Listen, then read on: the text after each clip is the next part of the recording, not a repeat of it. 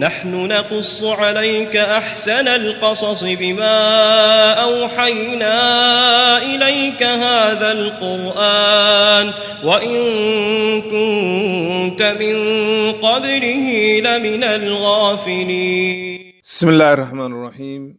الحمد لله رب العالمين، والصلاة والسلام على رسول الله وعلى آله وأصحابه ومن تبعهم بإحسان إلى يوم الدين. أما بعد إخواني في الله، waxaanu ku dhex jirnay qisatu aadam calayhi salaam. almabxathu alawal ayaynu ku dhex jirnay, mabxadkii koowaad oo dikru aayaat fi khalqi aadam, aayadihii qur-aanka ku soo arooray oo ka sheekeynaya khalqiga aadam. waxaynu soo tilmaannay oo nidhi 6 suuradood ayaa lagu tafsiiliyey oo allah wuxoogaa aayado roon ku keenay oo lagu tafsiiliyey. suuradaha kale waa ijmaal, aayad iyo wax la mida ama 2 aayadood. marka suuratulbaqara waa ka soo hadalnay oo ugu hormarinay, darsigii koowaad buu ahaa. darsigii labaad suuratu acraaf baynu kaga hadalnay. kii saddexaadna waxaynu kaga hadalnay suuratulxijr. الدرس الرابع wey marka darsigani waa min suurati israa. allah subxaanahu wa tacaala ilaa 5 aayadood ayuu kaga hadlay, weliba iyadoo xoogaa suuradihii hore ay ka balbalaaraayeen oo tan lasoo gaabinayo oo waxa weeye xoogaa aan xoog loo tafsiilinaynin. allah subxaanahu wa tacaala waxa uu yidhi: وإذ قلنا للملائكة اسجدوا لآدم فسجدوا إلا إبليس قال أأسجد لمن خلقت طينا. الله وحو يري وإذ قلنا أي واذكر أشك رسولك لا يو إذ وقتك قلنا أن نري للملائكة ملائكة أن نكونر اسجدوا لآدم، آدم السجود، فسجدوا وسجودين إلا إبليس، ibliis mooye. marka saynu awalba soo marnay oo aynu soo tilmaanay, aynu dibna qodob dhan ka dhigi doono. ibliis malaa'igta ka mid ma ahayn, laakiin meesha ayuu joogay. waayo hore baynu u soo marnay in keligii lagu yidhi yaa ibliisu maa manacaka anlaa tasjuda id amartuk. marka amarka waa la wada siiyey, meeshaana la wada joogay, ee isagu cunsirul malaa'ika ka mid ma aha oo waxa weeye khalqiga malaa'igta ka mid ma aha, ee waa khalqi gaara oo jin ah sidii aynu soo marnay. oo waxa weeye allah subxaanahu wa tacaala fi suurati xijr inoogu sheegay: waljaanna khalaqnaahu min qablu min naari samuum. fi suurati kahfina allah waxa uu ku oranayaa, waxa weeye marka uu ka hadlayo waid qulnaa lilmalaa'ikati isjuduu liaadama fasajaduu ilaa ibliis kaana min aljinni fafasaqa can amri rabbih afatattakhiduunahu wadurriyatahu awliyaa. marka dhowr arrimood bay culummadu sheegaan oo ibliis una malaa'igta kaga mid ahayn. dib baynuna ka sheegi doonaa oo qodobka aynu kaga saarayna malaa'igta ayaynu ku caddayn doonaa insha allah. marka ibliis ma uuna sujuudin. aayadii horaa la inoogu sheegay, aayaddan waa la soo gaabiyey. abaa wastakbara wa kaana min alkaafiriin waataynu soo marnay inuu diiday oo waxa weye marka allah uu weydiiyey uu yidhi maa manacaka an tasjud, maxaa kuu diiday inaad sujuudid? qaala uu yidhi anaa khayru minhu khalaqtanii min naarin wa khalaqtahu min diin. marka halkan waa la soo gaabiyey, laakiin qisadu saasay ahayd inuu diiday inuu sujuudo. sujuuddana waynu soo tilmaana, waxaynu yidhi waa sujuudu taxiya, ma aha sujuudu cibaada. oo cibaado ma aha in aadam la caabudayo, ilaahay baa cibaado iska leh, laakiin salaan iyo waxay ahayd tashriif aadan la sharfayey ayay ahayd iyo soo dhoweyn. ibliis waa hadlay marka waxa uu yidhi, markii la yidhi oo la weydiiyey baa ku xadfan maxaa kuu diiday? qaala waxa uu yidhi aasjudu liman khalaqta diina, ma waxaan u sujuudayaa mid aad ka abuurtay dhoobo, diinan ay macnaha dhoobo mid aad ka samaysay oo dhoobo laga abuuray, miyaan u sujuudaya? ay khalaqtahu min diin, waxa aad ka abuurtay dhoobo. oo aayaddii kale la macno tahay anaa khayru minhu khalaqtanii min naarin wa khalaqtahu min diin. isagana dhoobaad ka abuurtay ana naar baad iga abuurtay anaa ka fiican buu ku doodaya marka sidaa daraaddeed uma sujuudayo kabacdi markuu saa yiri oo yiri u sujuudi maya cadaystay waa tii naarta laga saaray jannadii oo la yiri fakhruj minha fa innaka rajiim naar baa u waajibtay jannadiina waa laga saaray iyo zumratul malaa'ika waa laga dhex saaray waa tuu codsaday marka uu yiri andirni ilaa yawmi yub'athuun ilaahu ii kaadi inta la soo saarayo waa tii loo ogolaado la yiri innaka min almundiriin ilaa yawmi alwaqti almacluum waa lagu ogolaaday ilaa maalinta macluumka oo qiyaamuhu dhacayo wey oo la wada dhimanaya ayuu noolaanaya bayran culimadu markaasuu cadaystay marka cadaawadiisii iyo sidii uu waxa weeye maaragtay u dagaalami lahaa qaala waxa uu yidhi ara'aytaka hada aladii karamta calay lain akhartanii ilaa yowmi alqiyaama la axtanikanna duriyatahu ilaa qaliila ilaahay buu la doodayaa waa qof waxa weeye naari u waajibtay waa canaad iyo madaxadayg iyo kufri buu la soo istaagay wuxuu yidhi ara'aytaka iiga waran hada aladii karamta ay akhbirnii ii war ii sheeg hada aladii karamta calay kan aad aniga iga sharaftay waa aadam kan aad aniga iga sharaftay oo waxa weeye hada aladii karamta calay aadam buu u jeedaa wuxuu yidhi la axtanikanna duriyatahu ilaa qaliila la axtanikanna waan dacayanayaa xarig baan ku ridanayaa waan hogaansanayaa tacnigu waa dacayga markii kooraha lagu waxeeyo faraska oo kale marka la axtanikanna duriyatahu ilaa qaliila duriyadiisa wax yar mooye inta kale waan kaxaysanayaa wey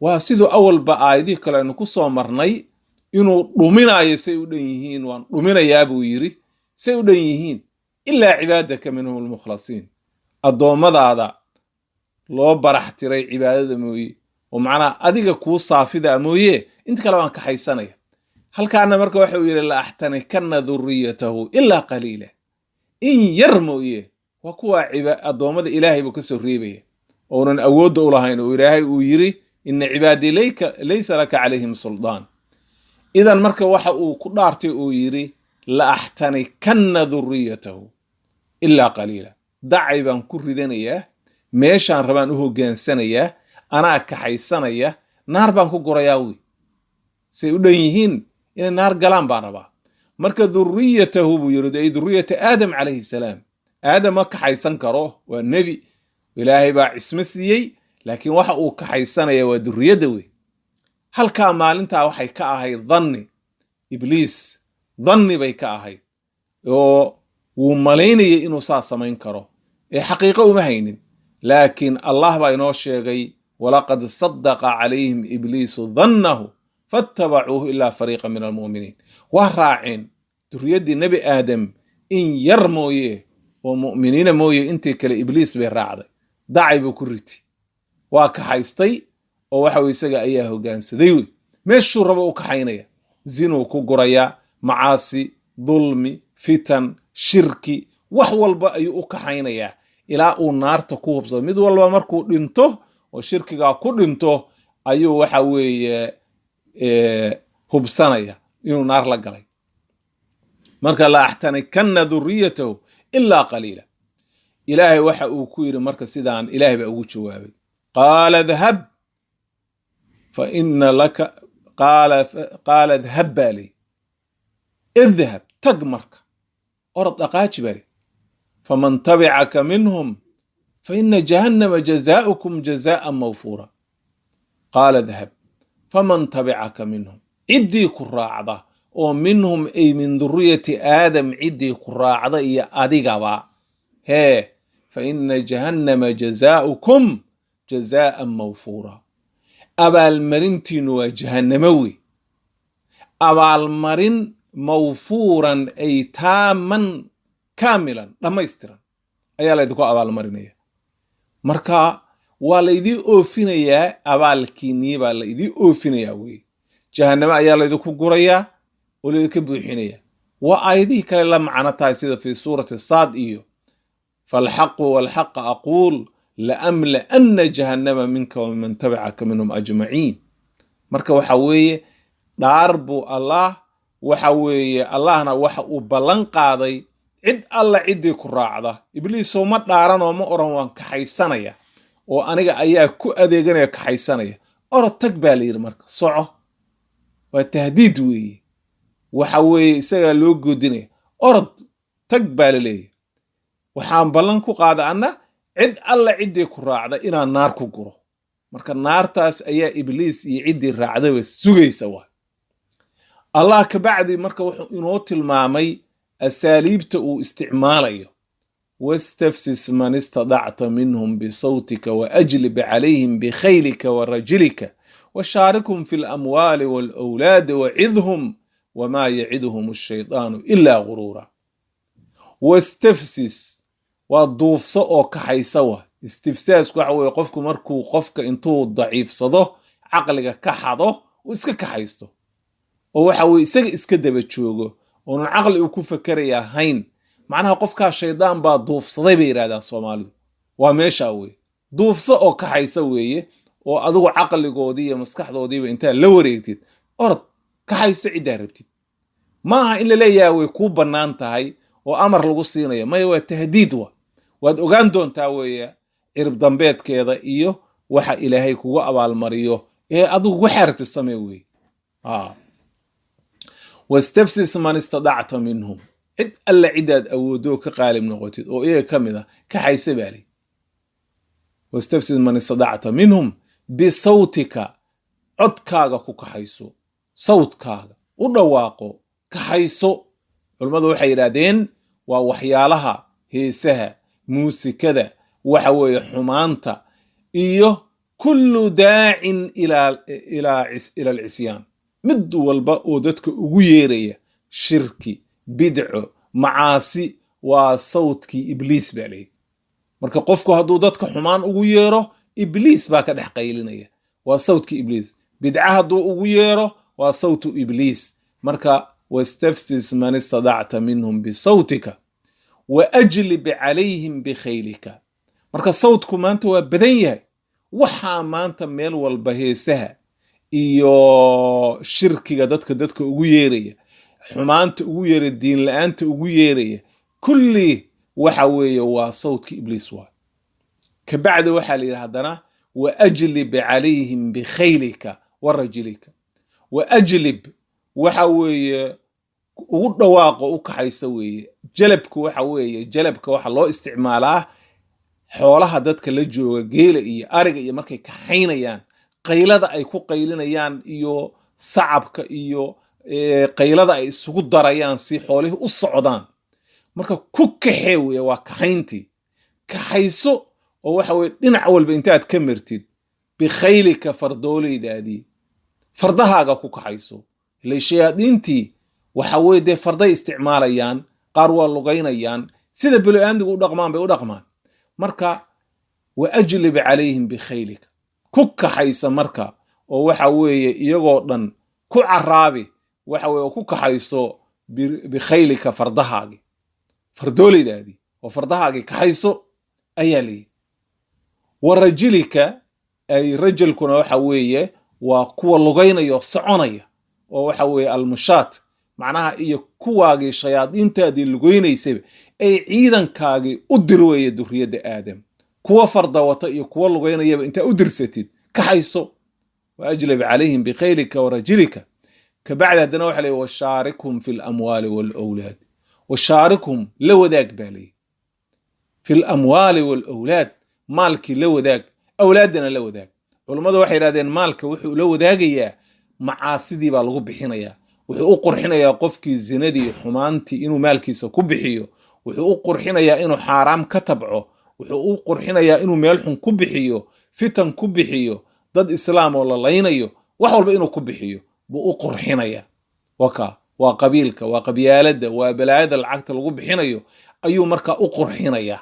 halkaa kula wadaag baa le marka oo fi sabiili munkaraat waxyaalaha macaasida iyo munkarka xoolahoodii inay ku bixiyaan kala shaqe weeye.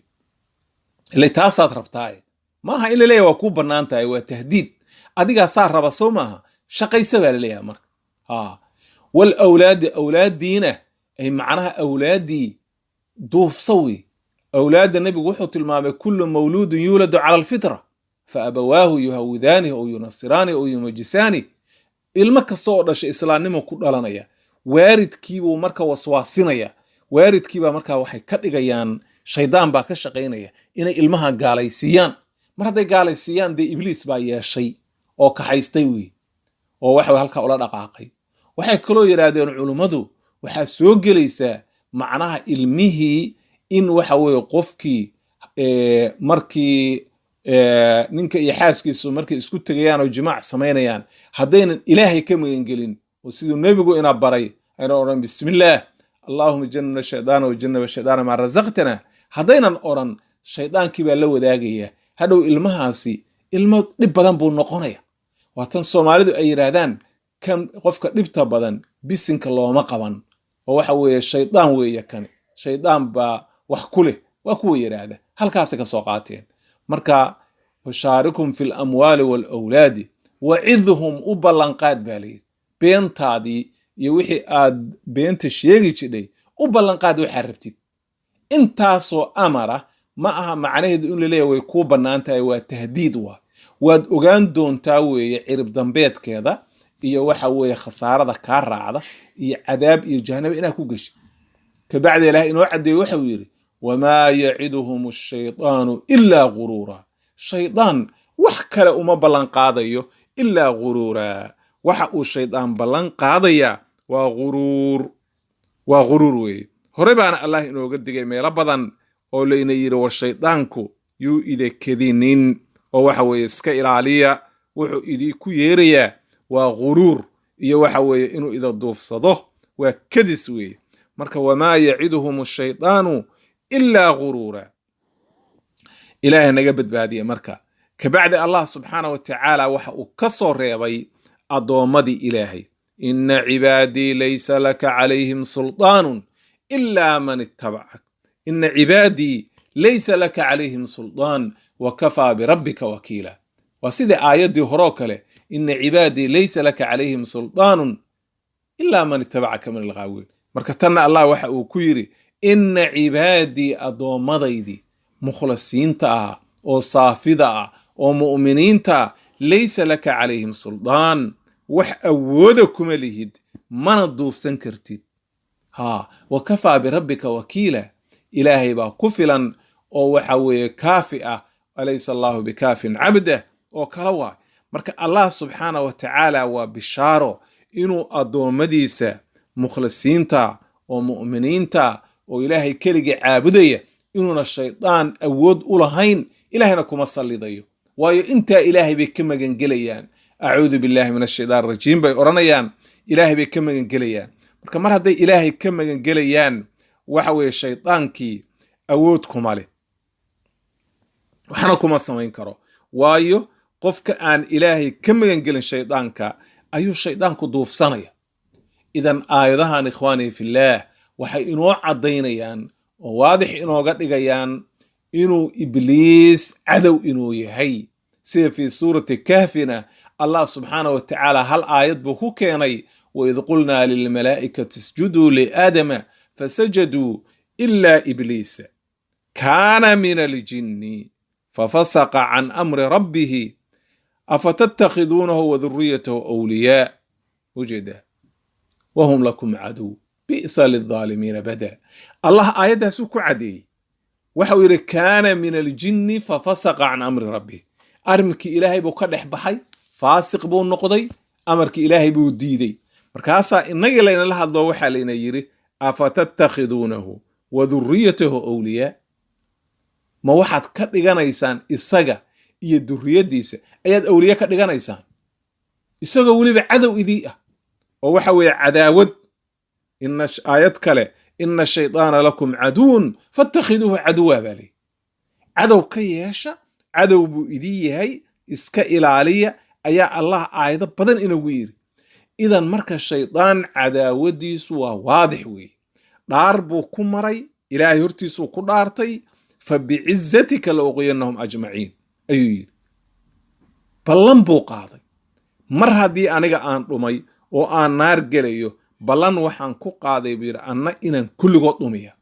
hadhow markuu naarta galana waxa weeye oo halkaa khudbu ka qabanaya markaasuu odhanayaa falaa taluumuunii waluumuu anfusakum aniga ha eedaynine waluumuu anfusakum naftiinna eedeeya maa ana bimusrikhikum wamaa antum bimusrikhiy aniga maanta waxba idiima qaban karo idinkuna waxba idiima qaban kartaan. markaasuu caddaynaya innii kafartu bimaa ashraktumuuni min qabl ujeeda waxa weye waan idinku gaaloobay wixii aad shala shirkigii iyo wixii aan idii ballan qaaday iyo wax alla waxaasoo dhan ka kac buu leeyahy waxba kama jiraan marka idinka idii taallaa buu leeyahy maanta. halkaasuu ku caddaynayaa oo xaqiiqada uu kaga beri noqonayaa oo beri kaga noqonayaa markuu xaqiiqadii la gaaro. marka ilaahay inaynu ka magangallo oo waxa weeye iska ilaalinno ayaa la rabaa cadaawadiisa iyo sida u dagaalamayana insha allah qodobada dambe ayaynu ku arki doonaa haddii rabbi idmo. intaas ayaan markaa fi suurati israa kaga baxaynaa. waxa inoo dhiman fi suurati Taaha iyo fi suurati Saad insha allah wayaan ishaaraynaa kabacdina tafsiilkan u gudbi doonaa.